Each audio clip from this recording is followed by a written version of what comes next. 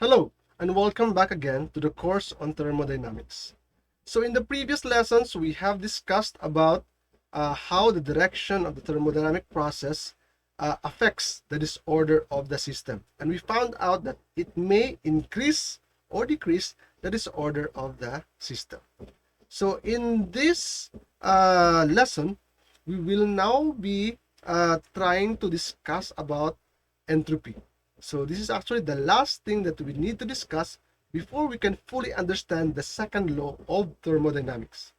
And entropy is actually uh, very much related to the disorder of the system.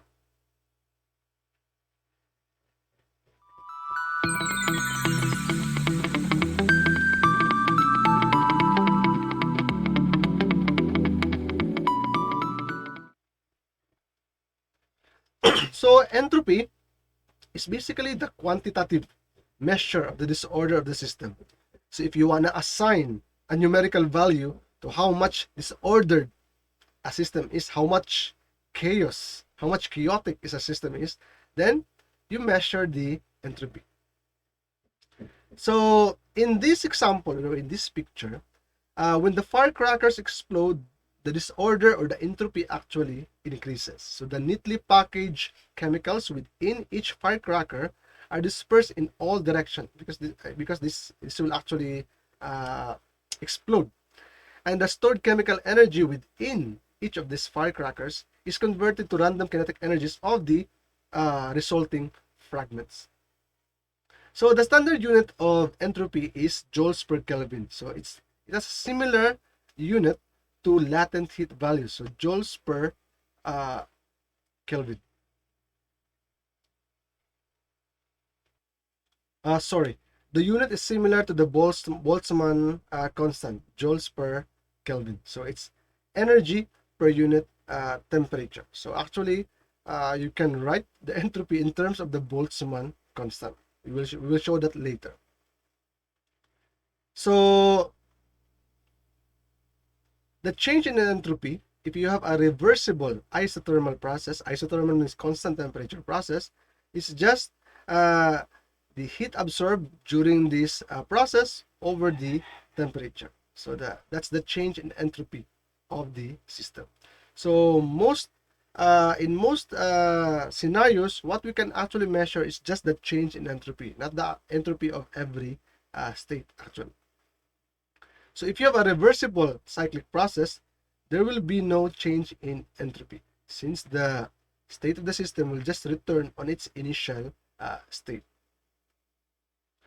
So a microscopic state is basically the state of each individual particles. And if you have a macroscopic state, you're actually determining the state of the system comprising of those individual particles, the state of the thermodynamic system. So, for instance, in this example, the macroscopic states are the conditions. If you have four heads, or three heads, one tails, or two heads, two tails, one head, three tails, these are the states of a coin, macroscopic states of four coins. And then, each of these macroscopic states can have a microscopic state. For example, for the macroscopic state called three heads, one tails, it can actually correspond to four microscopic states. So it's either the first three coins are heads and the last one is tail, or the first two is heads, the third one is tail, and the last one is head, and so on. So you can have different microscopic states corresponding to a macroscopic state. So a macroscopic entropy, which is the system entropy of the system, as I've mentioned earlier, it's actually related to the Boltzmann constant. So Kb ln of W, where W is the number of microscopic states. So you will notice that ln of W is just a number. So basically the unit of Kb, which is joules per Kelvin, is just the same unit for entropy.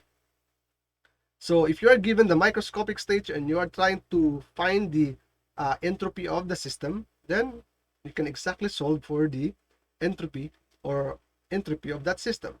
So the macroscopic change in entropy in this case, so if the number of microscopic states changes, then it will just be KBLN of the number of microscopic states in the new state over the number of microscopic states in the first or original state. So that one. So that's how you solve for entropy. So how disordered a system is. So how, if you want to measure the disorder of a coin, when you have 4 heads initially and it now becomes 3 heads 1 tails, then you need to use this formula and take the ratio of the ln of the number of microscopic states in the second state and the number of microscopic states in the original macroscopic state or the system state. Okay, let's have an example. So let's try to find the entropy of melted ice. So this can only be done if you have a reversible isothermal process. So assuming your water is thermally insulated from the surroundings such that it maintains its temperature at 0 degrees Celsius and it can freeze spontaneously to ice and melt spontaneously into water reversibly back and forth. So what is the change in entropy of 1 kilogram ice that is melted reversibly at 0 degrees Celsius and converted to water at 0 degrees Celsius? So first we need to find the heat involved in this fusion process, in the freezing process or melting process. So it's just the mass of the ice and times the latent heat of fusion. So you will get 3.34 times 10 to the 5 joules. So this is the heat absorbed or released when the ice melts or when the water freezes at 0 degrees Celsius. So the change in entropy in this phase change. So this is a phase change. So in this phase change, the change in entropy is Q over T.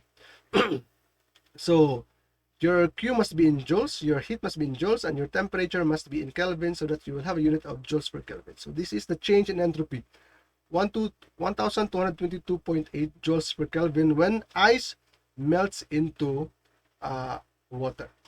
So when ice melts into water, what happens? This disorder actually happens because ice is a much ordered structure. It's a crystal structure. So when you have ice, the particles of the molecules of your water are actually ordered in a crystal fashion. But when ice melts to become water, they become liquid and their distance is now variable, or it's now the molecules are now much more separated. So the disorder will increase when ice melts. But when ice or water freezes, if it's the reverse, from liquid water to ice, the disorder will actually decrease and you will have a negative value here because your heat in that case will be negative, because that is heat will be released when liquid water turns to ice. But when ice turns into water, that means heat is absorbed by the ice to become liquid water. So positive heat. But the reverse is a negative, and the reverse is actually a negative disorder. When the change in entropy is negative, meaning the entropy or the disorder decreases. It becomes more ordered. It becomes more arranged. That's what it means. Okay.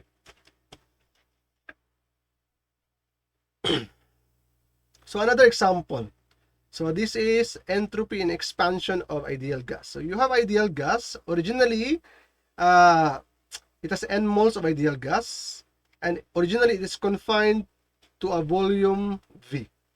And there is a breakable barrier here. This, what color is this? Pink line here. Then you break the barrier, so the ideal gas inside the original volume of V now expands to the whole volume, which is twice 2V. And in this expansion, the number of microstates increases by a factor of 2 to the n. So you are now asked to find the change in entropy of the free expansion of these n moles of ideal gas. So we use this formula. So we know that W2, the new number of microstates, is basically just the original number of microstates with but an increased factor of 2 to the n. So this one. So you write this, substitute this here over W1. So W1 will cancel, and you will just have ln of 2 to the n. With the property of ln, you get n kb ln of 2. So depending on the number of particles, n, you can actually solve this problem because kb is just a constant, ln of 2 is just basically a constant. So if the number of particles is given, you can have a numerical value for this in joules per Kelvin. So that is it for the concept on entropy. So it's basically just a measure of the disorder of the system. And usually, naturally, like heat, when the natural flow of heat is from high temperature to low temperature, or from hot body to a cold body, entropy naturally also is increasing. So disorder is naturally always increasing unless you make some intervention. So if you leave your room for a month, the disorder of your room will actually increase. There will be, after 1 month, your room will become so messy. It will have many dust. It will accumulate dust, so it will become more disordered. But you can decrease the disorder of your room by doing an intervention. So you arrange the properties in your room, the objects in your room, and you can have an ordered state.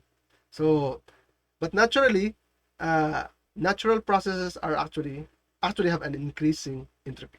So entropy is the last concept that we need so that we can now fully define the second law of thermodynamics, and we will do that in the next lesson. So I will see you again in the next lesson.